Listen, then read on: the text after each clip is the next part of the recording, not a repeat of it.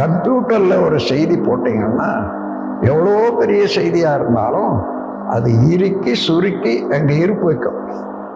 மீண்டும் அதே அதுக்கு தக்க பட்டன் தட்டினா மானிட்டர்ல எடுத்து காட்டும். அதே போலதான் மீண்டும் அதே போல சுழற்சி வரும்போது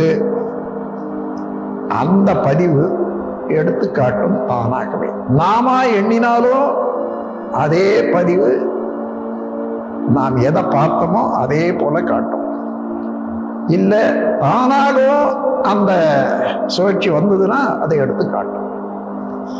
அதனால இதுவரையில நம்ம மனதை நாம் நடத்தல, தானாகவே போனது போக்கிலேயே போயிட்டே இருக்கு.